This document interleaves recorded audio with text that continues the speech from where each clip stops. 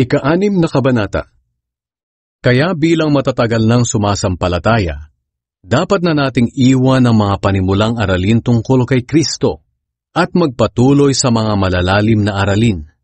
Huwag na tayo magpabalik-balik pa sa mga aral tungkol sa pagsisisi at pagtalikod sa mga bagay na walang kabuluhan at tungkol sa pananampalataya sa Diyos. Mga aral tungkol sa bautismo, pagpapatong ng kamay sa ulo, muling pagkabuhay ng mga patay, at paghahatol ng Diyos sa magiging kalagayan ng tao magpakailanman.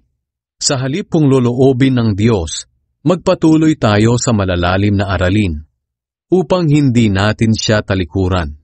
Sapagkat kung tatalikuran ng isang tao ang Diyos, hindi na siya mapagsisisi at mapapanumbalik pa sa Diyos.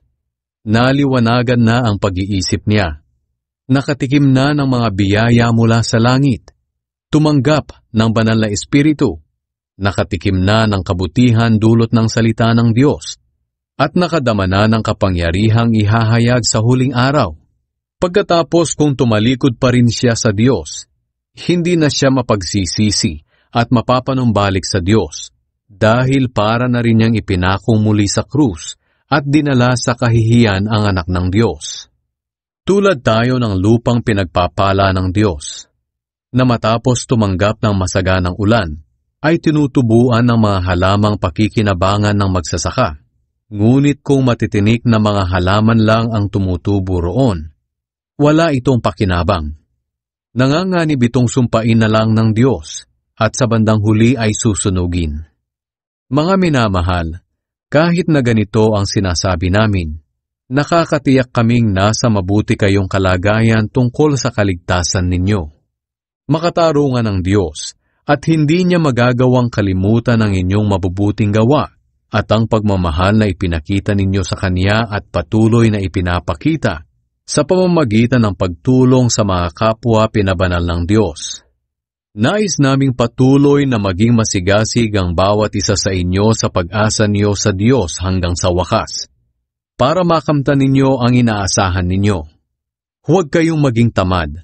Sa halip tularan niyo ang mga tao na tumatanggap ng mga ipinangako ng Diyos sa pamamagitan ng pananampalataya nila at pagtitiis. Tiyak ang pangako ng Diyos. Tingnan niyo ang karanasan ni Abraham. Nang mangako ang Diyos kay Abraham, hindi siya gumamit ng ibang pangalan para patunayan ang pangako niya, kundi ginamit niya ang sarili niyang pangalan dahil wala nang makahihigit pa sa kanya. Sinabi niya, "Talagang pagpapalain kita at pararamihin ko ang lahi mo."